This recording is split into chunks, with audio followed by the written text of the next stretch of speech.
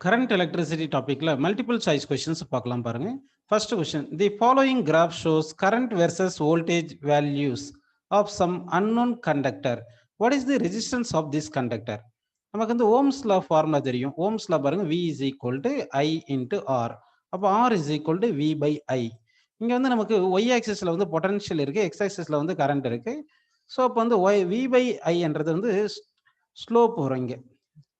அப்போ slope of potential current graph தான் resistance. இப்போ வந்து ஒய் ஆக்சிஸ் வேல்யூ பாருங்க எவ்வளோ இருக்கு பாருங்க, இங்கே மார்க் பண்ணியிருக்காங்க. இந்த 4ன்னு மார்க் பண்ணியிருக்காங்க. எக்ஸ் ஆக்சிஸ்ல வந்து 2ன்னு மார்க் பண்ணியிருக்காங்க. இந்த எக்ஸ் ஆக்சிஸ் லென்த் வந்து 2 இருக்கு, ஒய் ஆக்சிஸ் லென்த் வந்து 4ன்னு இருக்கு.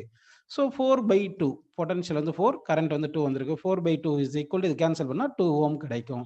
ஸோ ஃபர்ஸ்ட் கொஸ்டினுக்கு ஆன்சர் வந்து நமக்கு 2 ohm. First option is correct. A wire of resistance 2 ohm per meter is bent to form a circle of radius 1 meter. The equivalent resistance between its two diametrically opposite points A and B as shown in the figure. நமக்கு இங்க என்ன கொடுத்திருக்காங்கன்னா 2 ohm per meter, அதாவது 1 மீட்டருக்கு resistance வந்து 2 ohm and radius வந்து பாத்தீங்கன்னா வந்து நமக்கு 1 மீட்டர் கொடுத்திருக்காங்க. ஸோ ஏல இருந்து பி வரைக்கும் லெங்த் செமி சர்க்கிளுடைய லெங்த் வந்து பை ஆர். ஸோ இதுக்கு பை இன்ட்டு நம்ம வந்து ஆர் வந்து 1ன்னு போட்டுட்டு ரெசிஸ்டன்ஸ் வந்து 2 ஓம் பர் மீட்டர். ஸோ 2ன்னு போட்டுட்டோம்னா 2 பை அப்படின்னு கிடைக்குது. ஸோ ஏ டு பி மேலே இருக்கிற ஒயருக்கு 2 பை, கீழே இருக்கிற செமி சர்க்கிள் இருக்கும், அதே மாதிரி 2 பை அப்படின்னு நமக்கு கிடைக்கும். அப்போ இங்கே இந்த ஏபி வந்து இது வந்து ஒரு ரெசிஸ்டன்ஸ் ஆக்ட் ஆகுது. இந்த மேலே இருக்கிற பார்ட் வந்து ஒரு ரெசிஸ்டன்ஸ், கீழே இருக்கிறது ஒரு பார்ட் ரெசிஸ்டன்ஸ் அப்படி எடுத்துக்கலாம். அப்போ மேலே இருக்கிற பார்ட் 2 பை, கீழே இருக்கிற பார்ட் ஒரு 2 பை அப்படின்னு எடுத்துக்கலாம். இந்த 2 பை எப்படி கனெக்ட் பண்ணியிருக்காங்கன்னா பேரலல்ல கனெக்ட் பண்ணியிருக்காங்க. ஸோ இந்த பாயிண்ட் ஏ, இந்த பாயிண்ட் பின்னு எடுத்துங்க. 2 ரெசிஸ்டன்ஸ் பேரலல்ல கனெக்ட் பண்ணியிருந்தா எஃபெக்டிவ் ரெசிஸ்டன்ஸுக்கு வந்து 1/RP is equal to 1/R1 plus 1/R1. So நமக்கு இது 1/2 பை 1/2 பைன்னு கிடைக்குது. R1 R2 both are equal. 1/2 by plus 1/2 by கிடைக்குது. ஸோ இது எல்சிஎம் எடுத்துட்டு நம்ம எஃபெக்டிவ் ரெசிஸ்டன்ஸ் எடுக்கும்போது என்ன கிடைக்கும்னா 2 பை/2 is equal to pi. இல்லைன்னா சிம்பிளா நம்ம என்ன பண்ணிக்கலாம்னா 2 ஈக்குவல் ரெசிஸ்டன்ஸா இருந்து அது பேரலல் கனெக்ட் பண்ணா effective resistance is equal to 1 of the resistance divided by number of resistance போட்டோம்னா நமக்கு பை ஓம் அப்படின்னு நமக்கு கிடைக்குது. ஸோ செகண்ட் கொஸ்டினுக்கு ஆன்சர் வந்து first option correct. A toaster operating at 240 volt as a resistance of 120 ohm, its power is. பவருக்கு formula வந்து நமக்கு பவருக்கு வந்து ஃபார்முலா என்ன பார்த்தீங்கன்னா V square by R. V வந்து நமக்கு 240 கொடுத்துருக்காங்க பொட்டன்ஷியல். அடுத்து ரெசிஸ்டன்ஸ் வந்து நமக்கு 120 ஓம் கொடுத்துருக்காங்க. ஸோ அதை சப்ஸ்டிட் பண்ணுங்க. 240 ஹோல் ஸ்கொயர் வந்து 240 into 240 போட்டுக்கலாம். டிவைட் பை ரெசிஸ்டன்ஸ் வந்து 120. ஒரு 120 240 கேன்சல் பண்ணுங்க. 2 into 240 வந்து 480 ஓம். So 480 what. அதாவது பவருக்கு யூனிட் வந்து என்ன பார்த்தீங்கன்னா வாட். ஸோ 480 வாட் அப்படின்னு நமக்கு வேல்யூ கிடைக்குது. ஸோ தேர்ட் கொஸ்டினுக்கு வந்து option C is correct. A carbon resistor of 47 plus or minus 4.7 kilo ohm to be marked with rings of different colors for its identification. The color code sequence will be அப்படின்னு கேட்டிருக்காங்க. நம்ம colour code sequence தெரியணும். First BB இது mnemonics ஞாபகம், Great Britain very good watch அப்படி, BB ROY Great Britain very good வாட்ச்னு வச்சுக்கணும். இதுக்கு வந்து 0ன்னு போட்டுங்க, இங்க 1ன்னு போட்டுங்க, இது 2, இங்க 3, இது 4, இது 5, இங்க 6, இது 7, இது 8, இது 9 வேல்யூ அப்படி எடுத்துங்க. ஃபர்ஸ்ட் வந்து black, second brown, red, orange, yellow, green, இந்த blue, violet, green, grey, white அப்படின்னு நமக்கு வரும். சரி, இங்க பாருங்க ஃபர்ஸ்ட் 4 நம்பர் இருக்கு. 4 இருக்கிற பிளேஸ்ல என்ன இருக்கு பாருங்க, நமக்கு 4 வந்து எல்லோன்னு இருக்கு. அப்ப எல்லோ இருக்கிற ஆப்ஷன் ஃபர்ஸ்ட் செகண்ட் ஆப்ஷன்ஸ்ல தான் வரணும். சரி, நெக்ஸ்ட் வந்து இங்க பாத்துருங்கன்னா டாலரன்ஸ் வந்து 4.7, 47ல 4.7 10%. 10%னா வந்து இந்த டாலரன்ஸ் வந்து சில்வர் இருந்தா சில்வருக்கு வந்து 10%, அதே கோல்டுக்கு வந்து 5%. கோல்டுக்கு வந்து 5%. நோ கலர் இருந்துச்சுன்னா, நோ கலர் இருந்தா 20% அப்படின்னு நம்ம எடுத்துக்கிறோம். அப்ப இங்க 10% வந்ததுனால சில்வர் வரணும். ஸோ ஃபர்ஸ்ட் வந்து 4க்கு வந்து எல்லோன்னு வருது, எல்லோன்னு போட்டாச்சு. அடுத்து வந்து 10%, 4.7ன்றது வந்து இந்த 4.7 வந்து 10% ஆஃப் 47 வரதுனால சில்வர்னு வருது. So second option correct. Next பார்த்தோம்னா இங்கே இன்னும் 7 இருக்கு இல்லைங்களா, அந்த 7 வந்து பாருங்க, 7 வந்து இங்க வயலட்னு இருக்கு. 7 வந்து வயலட் அப்படின்னு வந்திருக்கு. நெக்ஸ்ட் கிலோ ஓம் இருக்கு இல்லையா, கிலோ ஓம்னா கிலோன்றது 10^3. அப்போ 10^3 தேர்டா வர்றது வந்து 10 பவர்ல வரும். ஸோ ஆரஞ்சு வந்து 10^3ன்னு வருது. ஆரஞ்சு வந்து 3 இருந்ததுனால 10^3. ஸோ ஆரஞ்சு போட்டுரும்.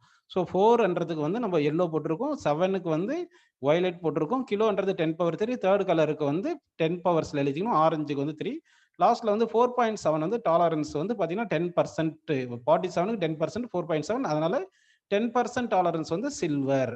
ஸோ 10%க்கு சில்வர்னு போட்டுட்டு 4th கொஸ்டினுக்கு second option correct.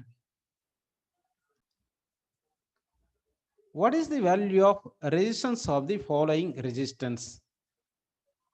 First colour பாருங்க, என்ன கலர் கொடுத்துருக்காங்கன்னா இது வந்து ப்ரௌன் கொடுத்துருக்காங்க, இது வந்து பிளாக் கொடுத்துருக்காங்க, இது வந்து எல்லோ அப்படி கொடுத்துருக்காங்க. நமக்கு ஆல்ரெடி தெரியும், போன கொஸ்டின்லேயே நம்ம பார்த்துருந்தோம். அதாவது ப்ரௌனுக்கு வந்து 1ன்னு எடுத்துக்கணும், பிளாக்குக்கு வந்து 0ன்னு எடுத்துக்கணும், அடுத்து வந்து எல்லோக்கு வந்து 4ன்னு எடுத்துக்கணும். ஸோ ப்ரௌனுக்கு வந்து 1ன்னு எடுத்துங்க, பிளாக் வந்து 0ன்னு எடுத்துங்க, எல்லோவுக்கு வந்து 10^4 எடுத்துக்கணும், 10^4 எடுத்துக்கணும். ஸோ இப்போ ஆன்சர் வந்து ஃபர்ஸ்ட் கலர் வர்றது அப்படியே 1ன்னு எழுதிங்க, செகண்ட் கலர் நம்பர் அப்படியே எழுதிங்க, தேர்ட் கலர் வர்றதுக்கு வந்து 10 பவரில் போட்டுக்கணும், 10^4. ஸோ இப்போ வந்து 10^4 கிலோவை மாற்றுறதுக்கு 10 into கிலோ ஓம் போட்டுக்கலாம். அப்போ வந்து 100 கிலோ ஓம் அப்படின்னு நமக்கு கிடைக்குது. ஸோ 5th கொஸ்டினுக்கு ஆன்சர் வந்து first option A option is correct. Two wires of A and B with circular cross section are made up of the same material with equal lengths. Suppose RA equal to 3 RB. Then what is the ratio of the radius of wire A to that of B? இப்போ ரெசிஸ்டன்ஸ்க்கு general formula என்ன பார்த்தீங்கன்னா, resistance equal to rho L by A அப்படி எடுத்துக்கணும். Rho L by A, R equal to rho into L divide by area வந்து by R square அப்படி எடுத்துக்கிறோம். இங்கே என்னென்ன வந்து சேம் சொல்லியிருக்காங்க பாருங்க. 2 cross section area made of same material, அப்போ resistivity same, அடுத்து equal length, அப்போ resistivity same, length same, pi வந்து constant, அப்போ R is inversely proportional to R square அப்படின்னு வருது. நமக்கு இங்க என்ன கொடுத்துருக்காங்கன்னா RA by RB is equal to நமக்கு 3ன்னு கொடுத்துருக்காங்க. இப்போ RA by RB is equal to radius of inversely proportional square of the radius இருக்குதுங்களா, RB by RA whole square அப்படி எடுத்துக்கிறோம். சரிங்களா? இப்போ வந்து RB by RA is equal to square root of RA by RBன்னு வரும். RB அப்படின்னு வருது. நமக்கு radius ratio A to B வேணும். So radius ratio RA by RB is equal to square root of RB resistance of the B wire divided by resistance of the A wire. Resistance of the B wire by A wire இங்க பாருங்க, reciprocal எடுத்துங்க, RB by RA வந்து நமக்கு 1/3ன்னு வருது. So இங்கே வந்து RB by RA 1/3 போடுங்க. So radius of A wire by radius of B wire is equal to square root of 1/3. So square root of 1/3 நம்ம 1/√3ன்னு எழுதிக்கலாம். ஸோ இந்த கொஸ்டினுக்கு வந்து 6th கொஸ்டினுக்கு ஆன்சர் வந்து 1/√3. Third option is correct.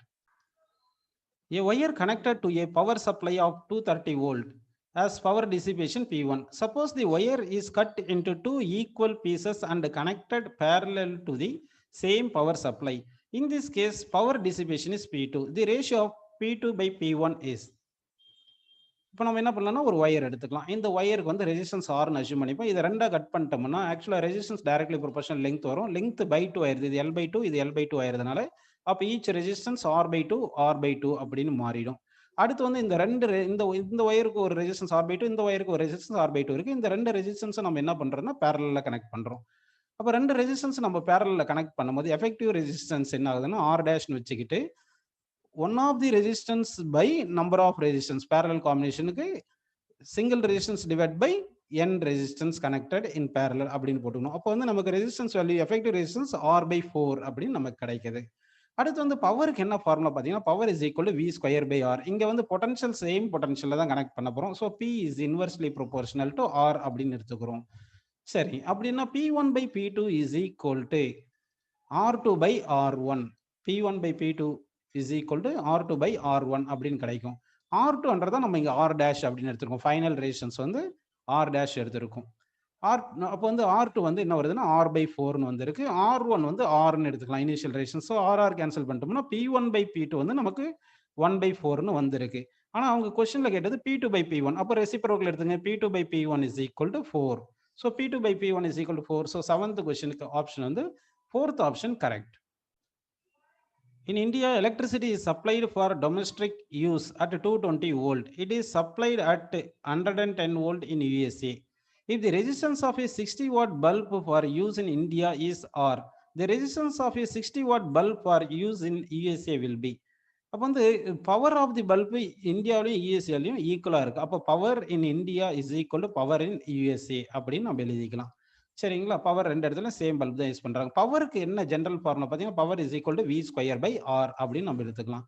சரிங்களா? அப்போ வந்து என்ன பண்ணலாம்னா V square by R in India is equal to V square by R in USA அப்படின்னு நம்ம எழுதிக்கலாம். இது யூஎஸ்ஏல. அப்போ வந்து பொட்டன்ஷியல் இன் இந்தியா பாருங்க, பொட்டன்ஷியல் இன் இந்தியா வந்து 220 வோல்ட். இது வந்து இந்தியாவில் 220 வோல்ட். இது யூஎஸ்ஏல வந்து பார்த்தீங்கன்னா யூஎஸ்ஏல வந்து பொட்டன்ஷியல் வந்து 110 வோல்ட். அப்போ இந்தியாவில் வந்து 220 இன்ட்டு 220 அப்படி போட்டுக்கோங்க. ஏன்னா வந்து இங்கே பொட்டன்ஷியல் ஸ்கொயர் இருக்கு divide by resistance. Resistance R இந்தியாவில் வந்து ஆர்ஐ ஆர் இந்தியா வந்து ஆர்னு கொடுத்துட்டாங்க. இந்தியாவில் வந்து ரெசிஸ்டன்ஸ் வந்து பல்புடைய ரெசிஸ்டன்ஸ் ஆர் அப்படின்னு சொல்லிட்டாங்க. ஸோ இது இஸ் ஈக்குவல் டு பொட்டன்ஷியல் இந்த யூஎஸ்ஏ வந்து 110. So 110 into 110 divide by R என்ன ஸ்கொயர் இருக்கிறதுனால அப்படி போட்டுறோம். இது அமெரிக்காவில் வந்து யூஎஸ்ஏல வந்து இப்போ ரெசிஸ்டன்ஸ் வந்து ஆர் டேஷ்னு எடுத்துக்கலாம். இப்போ ஒரு 110 இது 222ல கேன்சல் பண்ணுங்க. இங்கே 210 220 இது 110 வந்து 2 டேபிளில் கேன்சல் பண்ணுங்க. அப்போ 2 இன்ட்டு 2 4 4 டிவைட் பை இந்தியாவில் ரெசிஸ்டன்ஸ் வந்து R that is equal to 1 by R dash அப்படின்னு வருது. ஆர் டேஷ்ன்றது அமெரிக்காவில் பல்ப் யூஸ் பண்ணுறது அதனுடைய resistance. So R dash equal to reciprocal எடுத்துட்டோம்னா நமக்கு R by 4. So R dash equal to R by 4ன்னு 8th கொஸ்டினுக்கு வந்து option C option R by 4 is correct. In a large building, there are 15 bulbs of 40 watt, 5 bulbs of 100 watt, 5 fans of 80 watt, and 1 heater of 1 kilowatt are connected. The voltage of electric mains is 220 volt. The maximum capacity of the main fuse of the building will be. அப்போ மொத்த power எவ்வளோ use பண்ணுறோம் நம்ம first கண்டுபிடிக்கணும். அப்படி பார்த்தீங்கன்னா bulbs வந்து பார்த்தீங்கன்னா 15 பல்ப்ஸ் 40 வாட். ஸோ 15 இன்ட்டு 40 போட்டுங்க. That is equal to 600 what அப்படின்னு வருது. அடுத்து வந்து இது வந்து 15 பல்ப்ஸ் ஆஃப் 40 வாட். அடுத்து வந்து 5 பல்ப்ஸ் ஆஃப் வேற பல்பு இருக்கு. அந்த பல்பு வந்து 5 பல்ப்ஸ் இருக்கு. ஒரு பல்புக்கும் 100 வாட். ஸோ 5 இன்ட்டு 100 வந்து 500 வாட் அப்படின்னு நம்ம போட்டுக்கணும். நெக்ஸ்ட் வந்து பார்த்தீங்கன்னா ஃபேன் 5 ஃபேன் இருக்கு. ஈச் ஃபேனுக்கு 80 வாட் கொடுத்துருக்காங்க. ஸோ ஃபேன் வந்து நமக்கு 5 ஃபேனுக்கு ஒரு ஃபேனுக்கு 80 வாட்ன்றதுனால 5 இன்ட்டு 80 வந்து நமக்கு 400ன்னு கிடைக்குது. அடுத்து வந்து ஒரு ஹீட்டர் ஒன்று இருக்கு. அது வந்து எவ்வளோன்னா 1 கிலோ வாட்னு கொடுத்துருக்காங்க. 1 கிலோ வாட்னா 1000 வாட் அப்படின்னு நம்ம எடுத்துக்கிறோம். இது எல்லாத்தையும் ஆட் பண்ணுறோம். இந்த 600 400 1000 ஒரு 1000 2000 இது ஒரு 500 2500 வாட். 2500 வாட் பவர் வந்து மொத்தம் 2500 வாட் வந்திருக்கு. இங்கே பொட்டன்ஷியல் வந்து 220 வோல்ட் பொட்டன்ஷியல் நம்ம யூஸ் பண்ணுறோம். Maximum capacity of the current நமக்கு வேணும் அப்படி சரிங்களா? அப்போ மேக்ஸிமம் கெப்பாசிட்டி ஆஃப் கரண்ட் நம்ம பார்க்கும்போது power is equal to V into ஐன்னு வருது. I is equal to power by V அப்படின்னு போட்டுக்கணும். அப்போ வந்து பவர் வந்து 2500, வி வந்து 220. இதை வந்து இப்போ நம்ம சால்வ் பண்ணணும். சால்வ் பண்ணால் எவ்வளோ கரண்ட் வருதுன்னு பார்க்கணும். ஸோ 2500ம் 220யும் சால்வ் பண்ணால் அப்ராக்சிமேட்லி கரண்ட் வந்து நமக்கு 11.36 வருது. அப்படின்னா ஃபியூஸ் கெப்பாசிட்டி வந்து இந்த 11.36 விட கொஞ்சம் அதிகமாக இருக்கணும். அப்போ 11.36 விட கொஞ்சம் அதிகமாக இருக்கணும்னா 12 ஆம்பியர் இருந்தால் தான் அந்த பில்டிங்க்கு வந்து அந்த ஃபியூஸ் வந்து யூஸ்ஃபுல்லாக இருக்கும். ஸோ தட் 9th கொஸ்டினுக்கு 12 ampere 4th option is correct. There is a current of 1 ampere in the circuit shown below. What is the resistance of P? So current வந்து 1 ஆம்பியர் வருதுன்னு எடுத்துங்க. அப்போ மொத்தம் இந்த ரெசிஸ்டன்ஸ் எல்லாமே வந்து நமக்கு சீரிஸ் காம்பினேஷனில் இருக்குது. அப்போ சீரிஸ் காம்பினேஷனில் எஃபெக்டிவ் ரெசிஸ்டன்ஸ் நமக்கு என்ன பார்த்தீங்கன்னா 3 + 2.5 + அந்த Pன்னு எழுதிக்கிங்க. இப்போ வந்து பொட்டன்ஷியல் வந்து நமக்கு 9 வோல்ட் கொடுத்துருக்காங்க. கரண்ட் வந்து 1 ஆம்பியர் கொடுத்துருக்காங்க. So V = I into effective resistance அப்படின்னு எழுதிக்கலாம். பொட்டன்ஷியல் வந்து 9 வோல்ட் போட்டு கரண்ட் வந்து 1 இன்ட்டு ரெசிஸ்டன்ஸ் 3 + 2.5 + Pன்னு எழுதிக்கலாம். இப்போ 9 இது 3 + 2.5 வந்து 5.5 + Pன்னு வருது. ஸோ P ரெசிஸ்டன்ஸ் P வந்து எவ்வளோ பார்த்தீங்கன்னா 9 - 5.5. அப்போ 9ல் 5.5 போச்சுன்னா 3.5. So 3.5 ohm resistance of P resistance வந்து 3.5 ஓம் அப்படின்னு நமக்கு 10th கொஸ்டினுக்கு வந்து option C is correct. What is the current drawn out from the battery?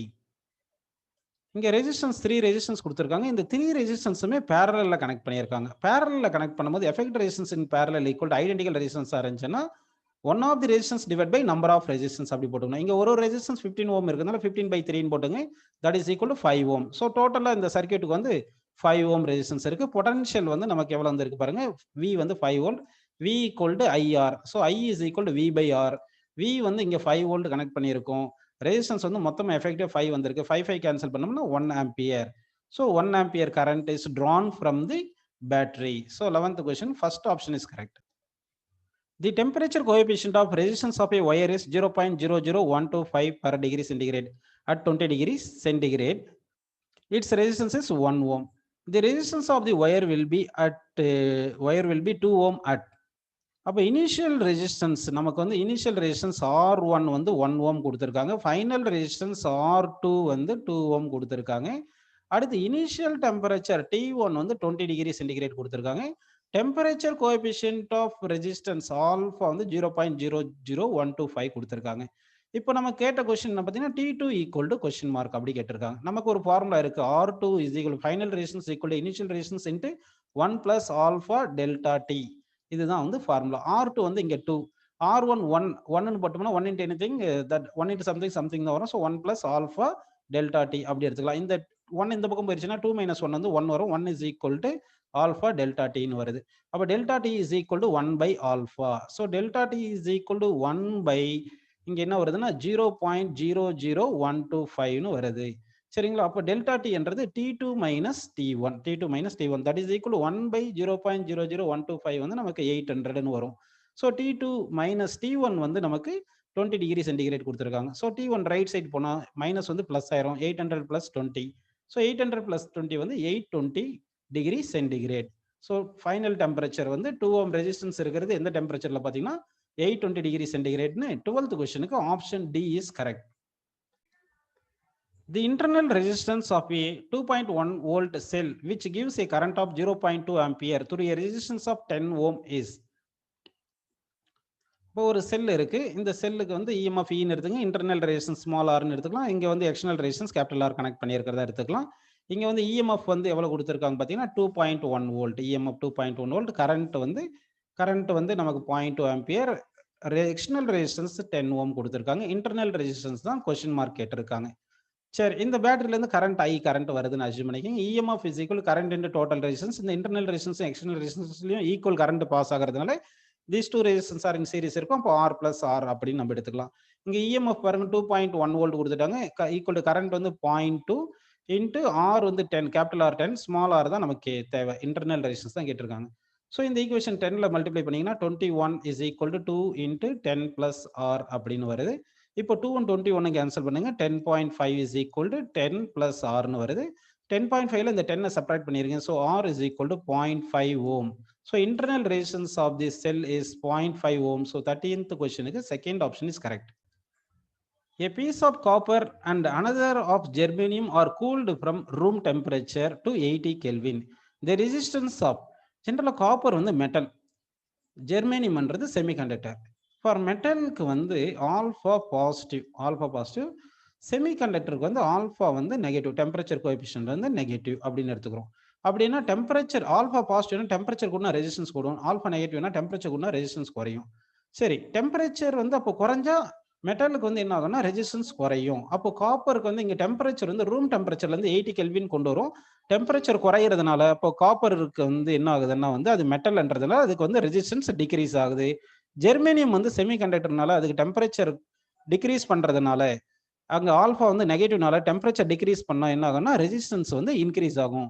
So that by decreasing temperature மெட்டலுக்கு வந்து ரெசிஸ்டன்ஸ் வந்து அதை டெம்பரேச்சரை டிக்ரீஸ் பண்ணா மெட்டலுக்கு வந்து ரெசிஸ்டன்ஸ் டிக்ரீஸ் ஆகும், ஜெர்மேனியமுக்கு வந்து ரெசிஸ்டன்ஸ் இன்க்ரீஸ் ஆகும். ஏன்னா வந்து மெட்டலுக்கு வந்து temperature coefficient of resistance positive, alpha வந்து பாசிட்டிவ், செமிகண்டக்டருக்கு ஆல்ஃபா நெகட்டிவ், ஆப்போசிட் சைன் இருக்கிறதுனால ஆப்போசிட்டா இங்க வந்து இருக்கு. ஸோ மெட்டலுக்கு வந்து டெம்பரேச்சர் டிக்ரீஸ் பண்ணும்போது ரெசிஸ்டன்ஸ் குறையுது, ஜெர்மேனியமுக்கு டெம்பரேச்சர் இன்க்ரீஸ் பண்ணும்போது ஜெர்மேனியம் டெம்பரேச்சர் குறைக்கும் போது ரெசிஸ்டன்ஸ் இன்க்ரீஸ் ஆகுது. ஸோ தட் 14th கொஸ்டினுக்கு 4th ஆப்ஷன் இஸ் கரெக்ட்.